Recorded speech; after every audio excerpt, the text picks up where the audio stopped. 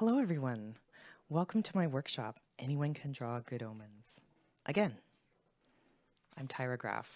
Thanks so much for being here with me. And thank you so much to the organizers for having me back. I did a workshop like this last year, but you don't have to have done that one in order to have fun with me today. I promise. I just want to apologize in advance for any technical difficulties. I really hope this is going to work. And let's jump right in. What are you going to need in order to draw with me today? Well, first things I always recommend is a cup of tea. But other than that, some sort of pencil and maybe an eraser is a good idea.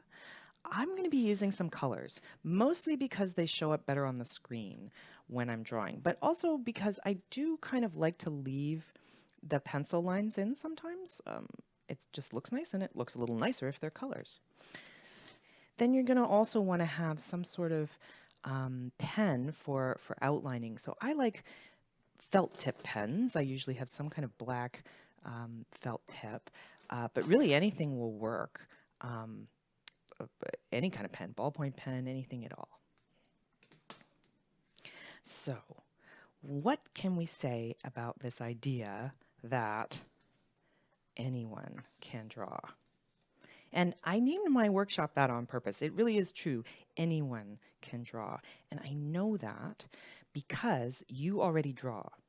We all do. We've just sort of forgotten that that's what we're doing. I'll prove it to you.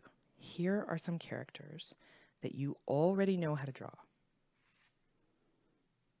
The characters of the alphabet. It's totally true. These are the first kinds of drawings that we learn to do very deliberately as small children. And these simple lines and shapes are the same simple lines and shapes that we can use to draw really anything. Anything at all. I encourage you to doodle. Anytime, but especially while I'm talking. If you're not actually drawing along at some point, then do doodle. It's a great warm-up. We all used to doodle like crazy in the 80s when we were on the phone all the time, and now that we're all on Zoom all the time, you know, maybe it's going to be the renaissance of doodles. And if you ever are in that mood to do some drawing, but you can't really think of something to draw, the alphabet is a great place to start. It warms up those little tiny muscles in your hand. It wakes up the visual part of your brain. And it's something that we know how to do. And the more we do it, the more fluent our handwriting style becomes. Well, handwriting is just another word for drawing style. The more you do it, the more you'll be able to see what your natural drawing style is. So please do doodle. And you know, enjoy. So let's see how we could maybe use some of these simple lines and shapes to draw some faces. Faces can seem, you know, kind of intimidating, but eyes, mouths, hair, ears, even noses can be made out of really simple lines and shapes, like I keep saying. And we can play around with using these simple lines and shapes to draw some of our favorite characters. So if we wanted to draw eyes, you know, Google eyes, or upside down letter U with a tick mark, sideways letter D in one direction or another, you can get some really great expression. Those three-part eyes that we all sort of feel like we ought to be able to draw are not as hard as they look. Two curves that meet, a circle inside, and for us, let's do a straight line. And we've got some nice demon eyes going on there, right? But something much more abstract can absolutely work. Upside down letter J, or two, and a little oval, or like a letter O. And what we have here now, of course, is shocked by the Nazi double cross, these sorts of eyes, right? Hockey stick eyes, those can be very, very effective. Just by making the end of the hockey stick a little thicker, we end up with something that looks like eyes, right? And there's nothing wrong at all with just those two dots. They really work very, very well. I do always forget to mention that to draw eyes looking to the side, there's an easy trick, which is to use a greater than or less than sign and throw a little curve in there. If we make it a bit thicker, it really helps it to look like an eye. Looking over here, right? And when we're talking about good omens, of course, we can't forget the possibility of glasses. They hide anything you need to hide. We can use simple lines and shapes to make mouths, right? Almost any shape with teeth inside will work as a mouth. We all spend a lot of time probably trying to draw lipstick mouths as kids, but you know, a Nike swoosh or an Amazon swoosh works really well as a mouth. And honestly, any kind of line will give the expression that you want. Hair can be sort of tricky, but I promise it is still made of those same lines. We could put, if I make a couple of ovals here, if I wanted to put Aziraphale's hair, I would use some curves. I kind of tend to do like one big curve in the middle and then a smaller curve and a smaller curve, sort of backwards letter C's. Sometimes I put a few extra tick marks at the bottom. And then from the back here, I do a gentle curve, two little bumps, and another gentle curve.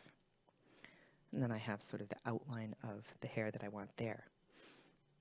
Ears are actually really easy, right? Ask any 6-year-old. A letter C and a number 5 inside of it, you've got an ear. But again, nothing wrong with the Bart Simpson ear, just the letter C. To connect his hair to his ear, with man characters, we usually want to throw a sort of straight lines in there, like that. And then I would be able to draw the rest of the face on there. For Crowley, I do a kind of similar pattern where I like to do like a big curve, but I make them thinner curves. Like that. So sort of like a big letter C and then a smaller letter C tucked inside. And again, I use a similar sort of pattern, but I try to use a bit more straight lines. Okay, that wasn't straight lines, but anyway. And again, a straight line and a straight line, sort of a number 7 coming down to the ear. And give a nice hairline to the side of the face.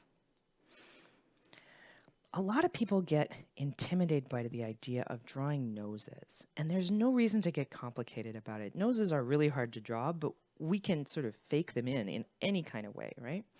Why not a slightly swoopy upside down number 7? That's going to work really good.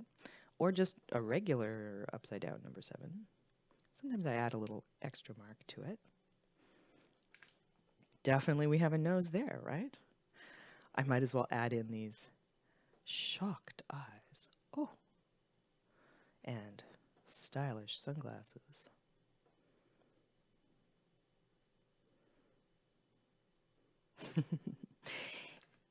And anything we put underneath there is going to look like a mouth. It could be any kind of line.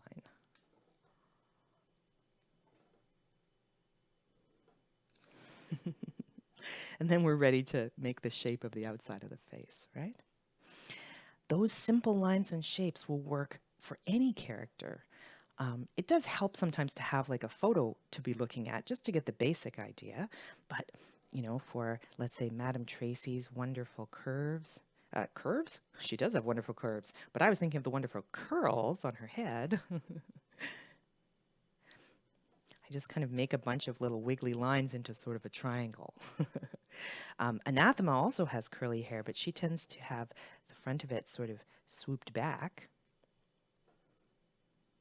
you know, tied at the back, and then some longer curls coming down the sides. For someone like Adam, I should probably be drawing ovals in here. for a character like Adam, who's going to have like a lot of little curls, I just kind of do little curvy letter V's in all directions and just sort of see what happens. He's supposed to have messy hair, messy curls. I can put a couple of little Bart Simpson ears on there. It gets trickier with something like Hastur or Ligger, where you want to have their animal on their head, but I hope you see that these sorts of simple lines can work really, really well. Even for a character like Michael, where we want to have that complicated French twist. If we start with where the ear belongs and put that sort of big curl on the front, then we can echo that curl with a bunch of letter C's that continue down the side, and then just pull in a curve down to the ear. Maybe a couple of extra curls over here. Then we'd be ready for a extremely severe look on the face.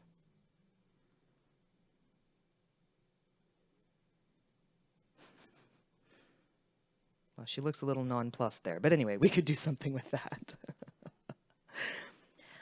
Let's move on and see if we can do something similar with bodies.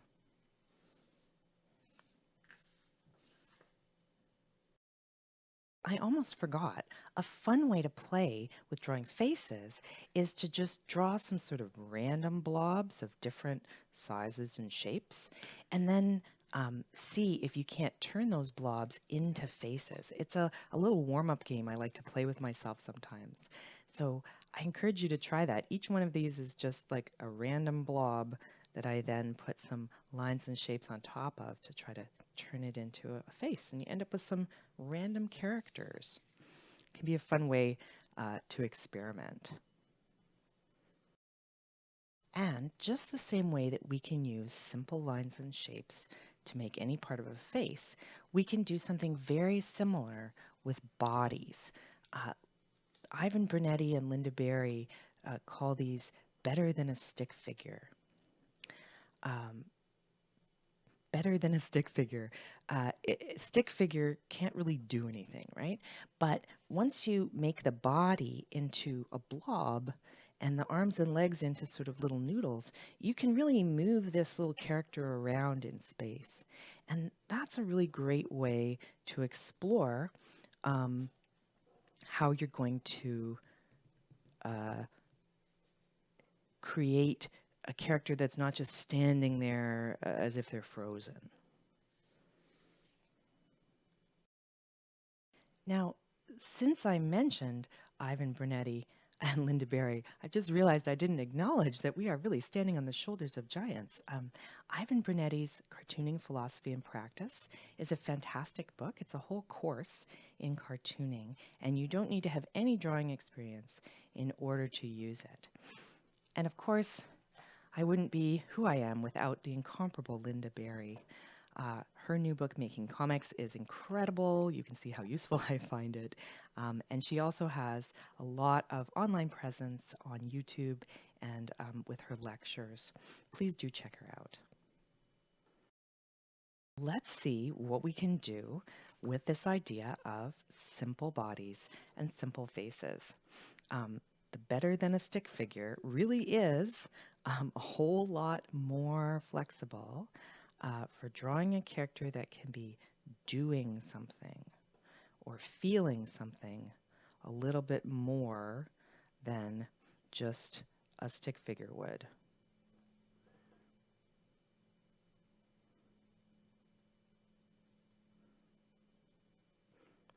Someone's concerned about finding a bug.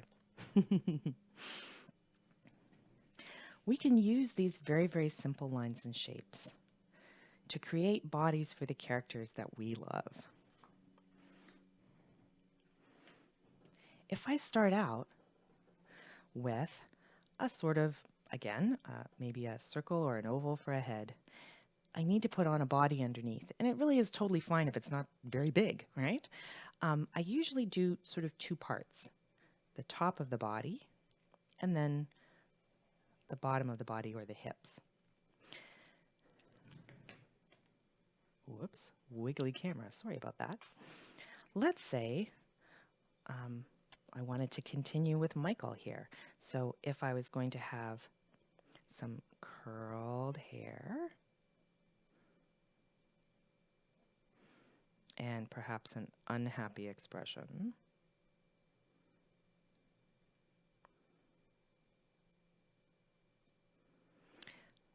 what could I do to make her body look like the characters that we like to enjoy? Well, our terrifying archangels tend to wear those formal suits, and she always has that ruffle at the neck, and then I tend to just use curves for arms. She has those amazing ruffles at the wrist as well. Triangles for legs tend to work pretty well, and the archangels wear very short sort of pants because they are also wearing spats on their feet. So let's see what I can do to fill this in. Ruffles are just a bunch of little letter U's. A curve for this arm and a curve for this arm. Two curves here, sort of like a great big long letter V for the collar of the jacket or front of the jacket. Straight line down and then straight across at the bottom. This arm here with a big floof coming out, and this arm again with that fluffy edge to the sleeve, and then I can just put the hand underneath it. Nice straight legs. They're wearing heavily ironed pants. And they wear those little shoe covers called spats. So just the heel and toe of their shoes kind of stick out. You'll notice that I'm not worried that the head is kind of really big and the body is really small. I drew the face first to be sure I had enough space to fit it in, and I just fill in everything underneath.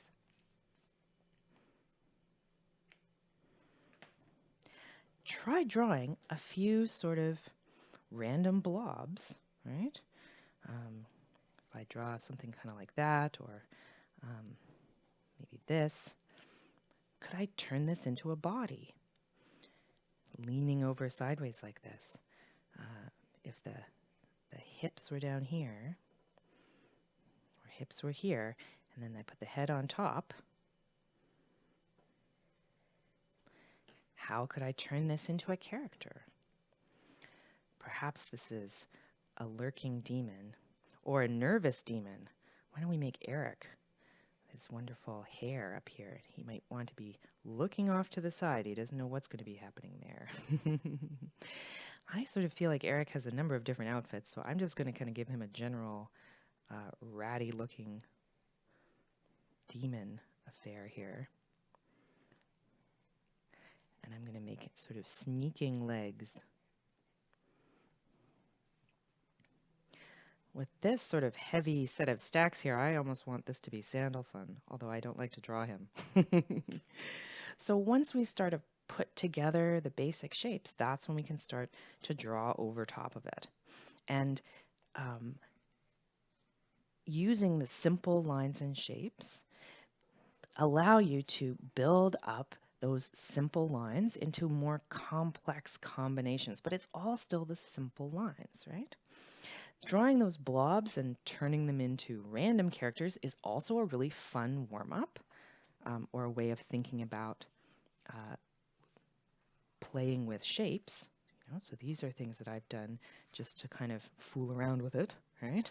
Draw some blobs, see how you could turn it into a body by adding on those simple lines. When we're thinking about our Good Omens characters, sometimes if you draw a random blob, sort of the posture of that blob will give you an idea, which is what sort of happened to me here with Eric. He's got his wonderful eyelashes.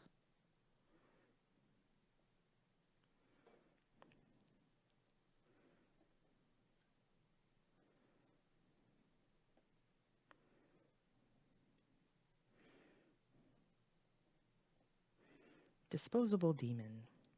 And they all sort of have these like torn up, ratty sort of clothes. Oh, we should talk about hands. I often just do a sort of a curve and then just lines for fingers can work really well. Or a little square like that with a couple of lines coming off it. And over here for the thumb, I guess.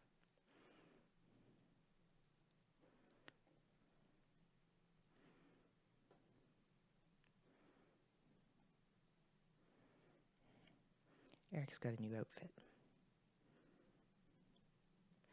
Sneaking away so Haster doesn't see him and feed him to the hellhound again.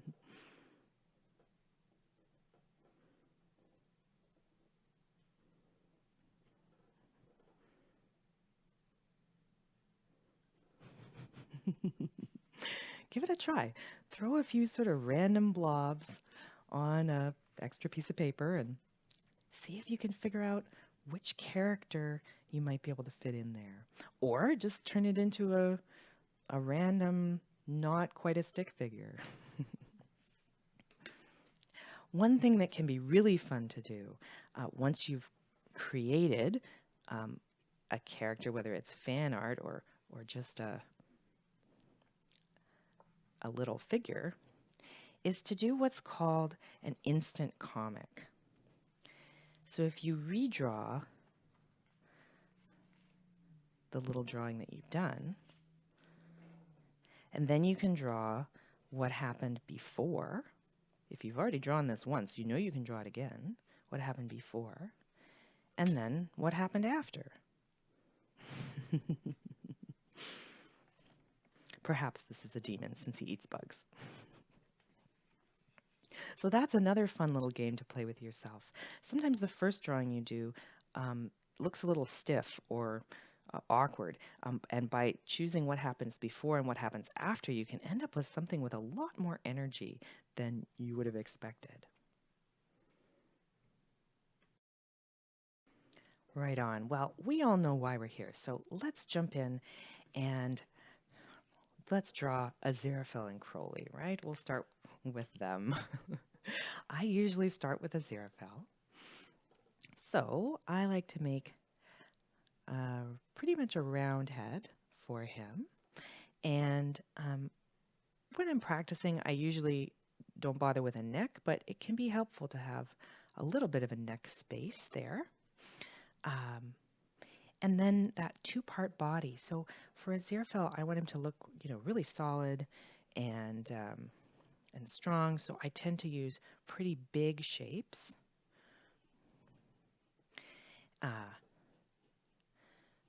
More like straight lines for the legs. Still a little bit of a triangle, getting a bit narrower at the bottom. I don't know if this is showing up on the screen, so I'll make it a bit darker.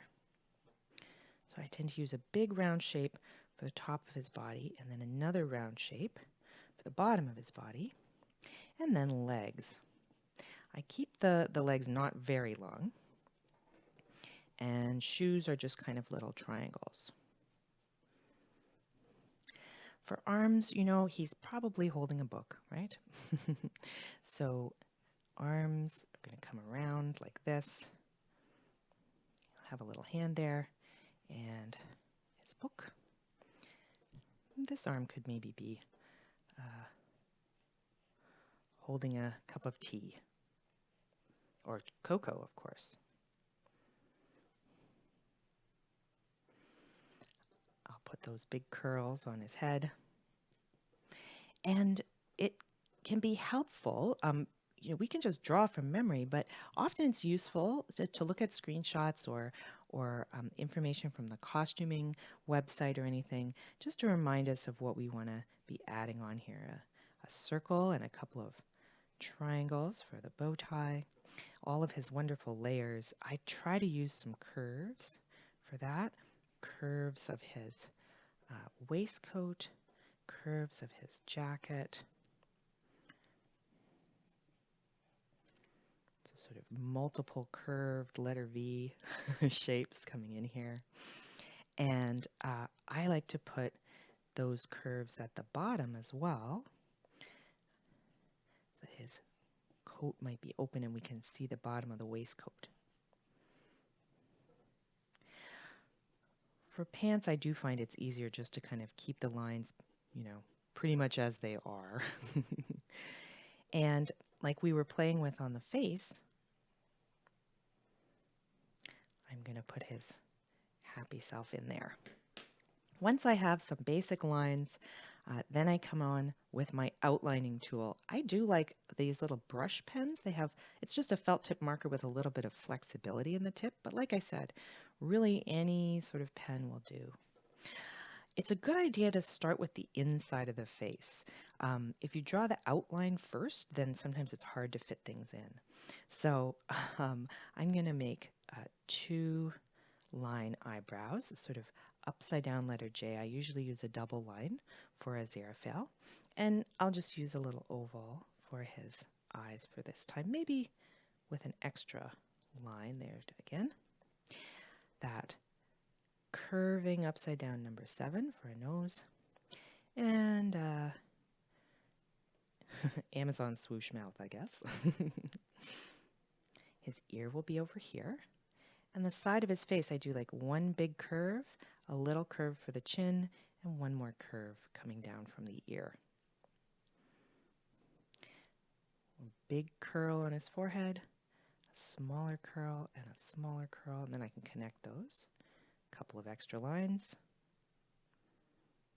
And for the back of the hair, like I said, I like to do a long swoop, 2 little swoopies, and another little swoop. For the inside of the hairline, when you're drawing a man, it works really well to use a sort of number 7 shape, something that's a bit straight at one edge and then straight again down in front of the ear. There we are. Hello, sir. Well, now his head is sort of floating above the body. I may have made his neck slightly too long, but that's okay. I can bring up some of these lines from the jacket. So a little circle and 2 triangles for the bow tie. This curving line. So I brought it up a little higher to be the edges of his jacket. And inside of that, I'm going to put, sorry, there's his neck. Inside of that, I'm going to put the edges of his waistcoat.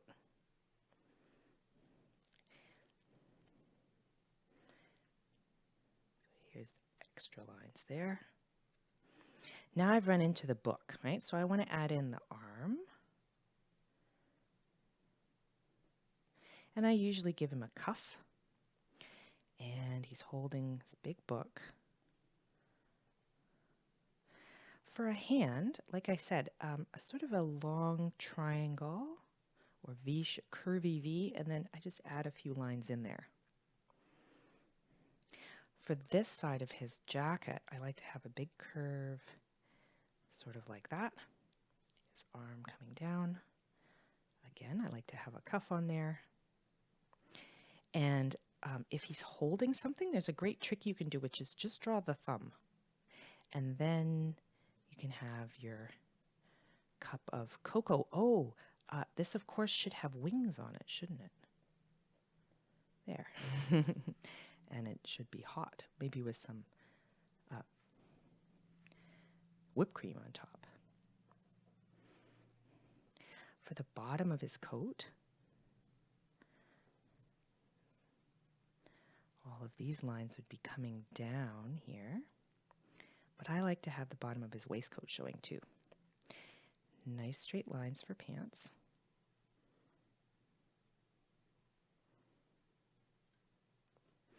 And I generally just sort of do a little curves,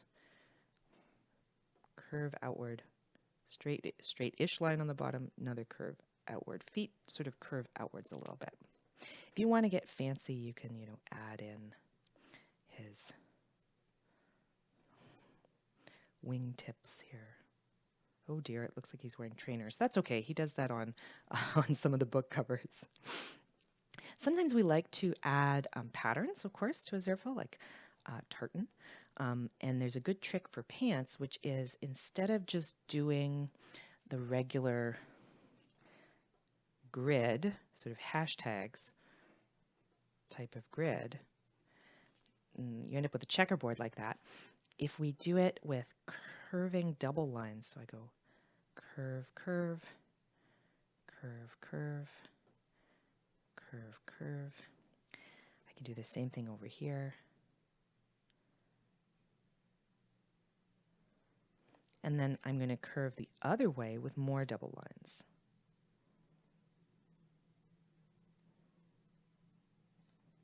So, I mean, this isn't a real tartan design, but it's a good sort of simple fake tartan. Looks well enough like he's wearing tartan pants. And there's our angel. Hello, sir. He needs a friend. So I would make Crowley's head also from an oval, but maybe a little bit of a narrower oval. I try to keep him a little bit narrower. Narrower for the upper torso, narrower for the hips, long pointy triangles for legs. We'll put him in a similar pose. He can be putting his hand over here.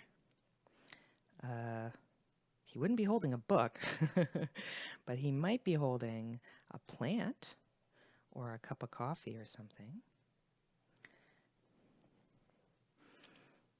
Yeah, maybe I could put a flower pot under this arm with some leaves coming out of it. There. For his hair, again, I use those curls. Straight line, couple of little lines, ear. Glasses, of course.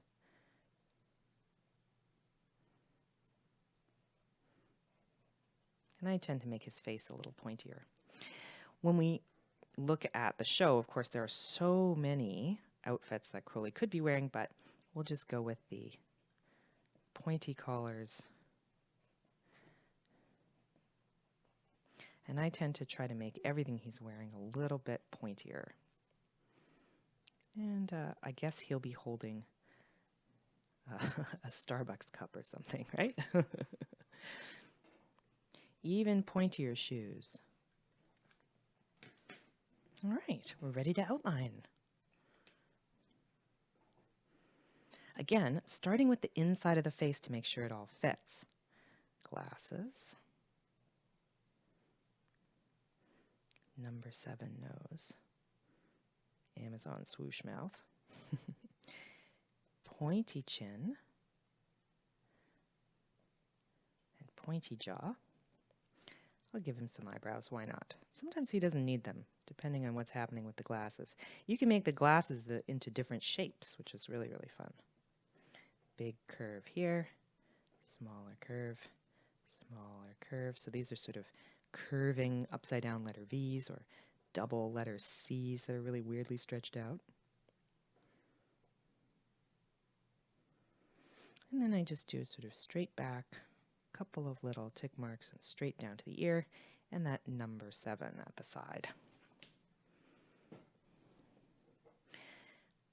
I do like to give him a neck. Now this plant is covering up quite a bit of him, so I'm going to do the plant on the arm first. Leaves on the plant.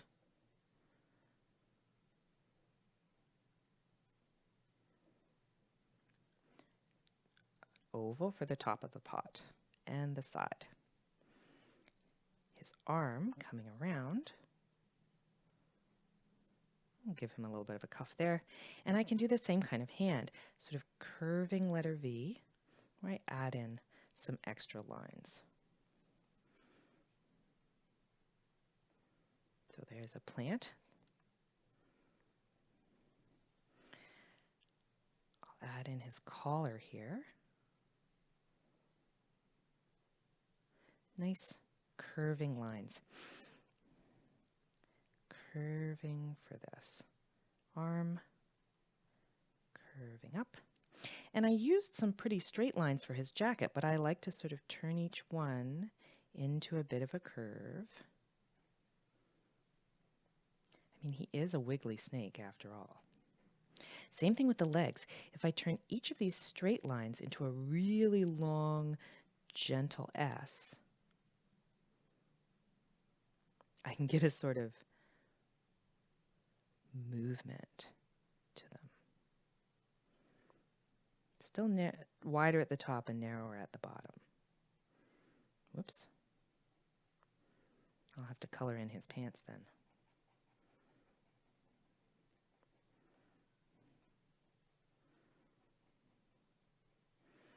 That's one of the great things about working with felt tip pens. So if something goes really terribly wrong, you can just color it in. Snakeskin shoes. I like to make them really pointy. Or are they feet? Who knows? Maybe a couple of little letter U's or W's in there.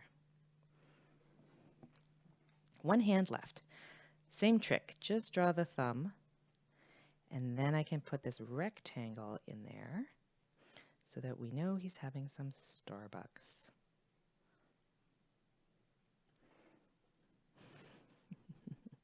And there they are. Whoops. He should probably be wearing a shirt underneath, right? Hi, guys.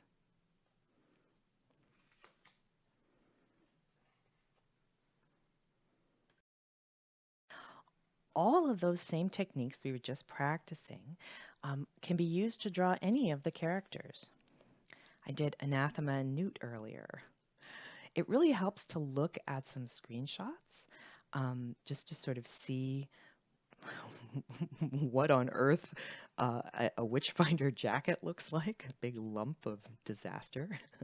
And Anathema always has such wonderful textures on her clothes. I did Tracy and the sergeant as well, although I sort of realized I probably should have given him sort of eye bags. But again, really simple lines and shapes, and it's just a matter of fitting them together in the way that you want. So who else could we draw? We've got a few more minutes. Why don't we try doing Gabriel and bees? That's always a popular one, right? So if I wanted to do Gabriel, and I feel like it's a little small on this, but hopefully we can see. If I was going to do Gabriel, I would start with that sort of rectangular head. John Hamm is a massive man.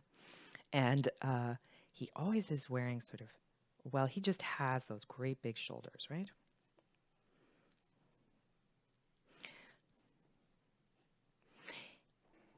I'm going to do absolutely straight lines for those legs.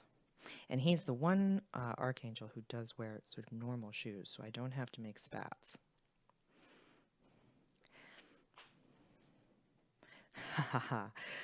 Perhaps I'll have him holding. I feel like he should have elbows. I don't bother with elbows usually, but he's such a rigid character. I could have him holding a nice big book of pornography.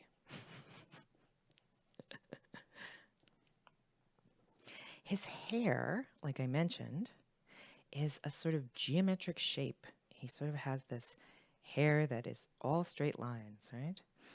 And then often the high collar and the long scarf is what we see, right? With the jacket underneath.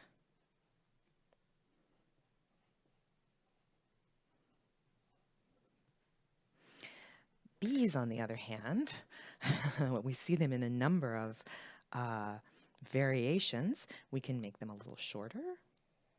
And that's a character that's fun to make with a sort of extra big head. We're going to want to put that wonderful fly on the top, a whole bunch of circles, eyes, circle for the body, 2 ovals for the wings, and a real mess of hair. We'll think about faces in a minute.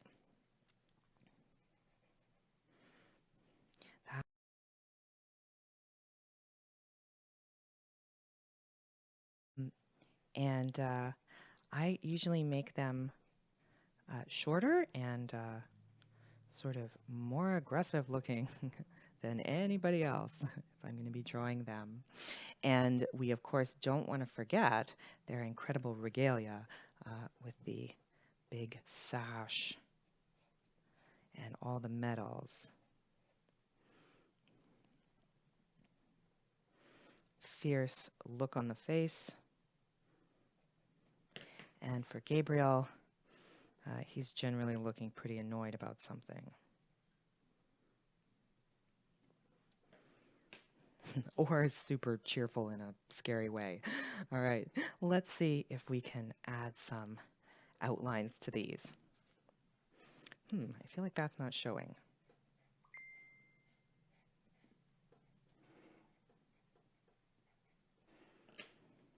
Okay, so for Gabriel, again, it helps to start with the inside of the face. So I'm going to give him some heavy eyebrows and just a sort of number 7 nose.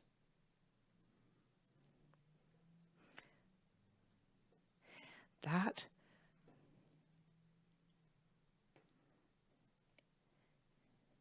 hair is really something.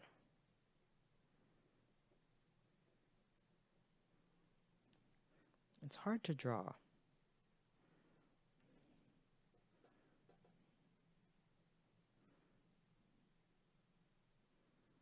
And the squarest chin known to humanity, or angelic host. 3-letter U's all touching for the turtleneck.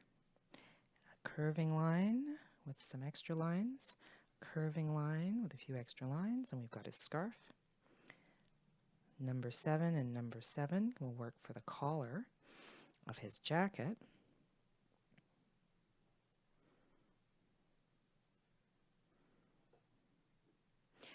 Nice sharp shoulders.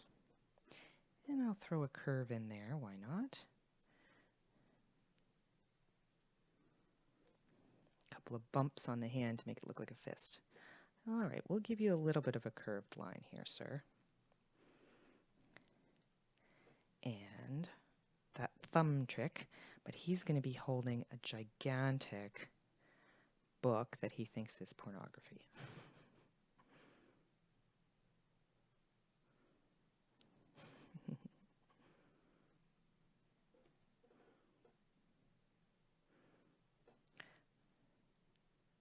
Straight legs.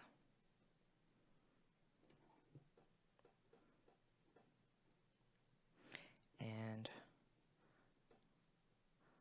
little shoes. If I want to get fancy, I could put his little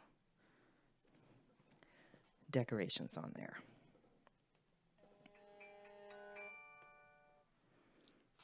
I apologize for that alarm. Hopefully I can turn it off. For bees, again, starting with the inside of the face, dot eyes.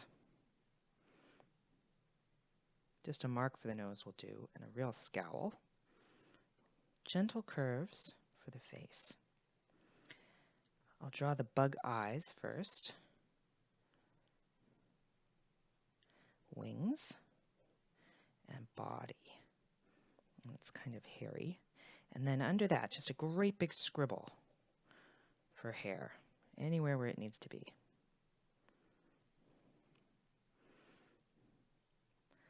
Two number 7s or 2 points for the collar. Sharp shoulders, sharp arms, sort of double number 7s. That big sash. And then we want all of those little decorations.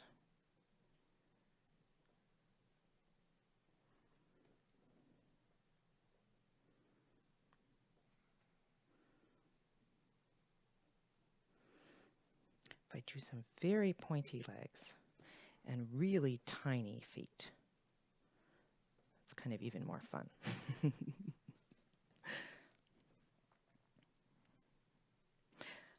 All right. Before any more technical difficulties take me down, I'm just going to encourage you to practice these kinds of ideas, play around with what you can make, whether it's a character we recognize or, something totally new and random. Okay. They turn out a little different every time. Here's some I drew earlier. But I would just love so much if you would share with me what you've made, right? Sharing our art really is the end point of the process. And I just want to, before we go, share this little cartoon with you by Linda Berry. It's called Have You Given Up on Drawing? I'm not sure how to look at art. What's supposed to happen? Something big, a revelation. Suddenly, you just understand. Not sure how to make it happen. How about lift me up so I can see better?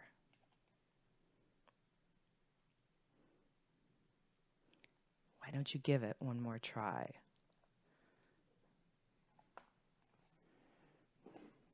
So, once again, I'm Tyrograph everywhere. I really hope that you do agree with me that anyone can draw and that you would be happy to share your drawings with me. You can find me on Tumblr or Instagram or AO3. Send me a message or tag me and show me what you made. I would really just dearly love to see it. Thank you so much. And also, I have a booth at the con, so I'm not going to be at the booth for very, very much time, but pop over and say hi if you have a chance. I would love to chat with you. Have a wonderful day. Thanks so much. Bye-bye.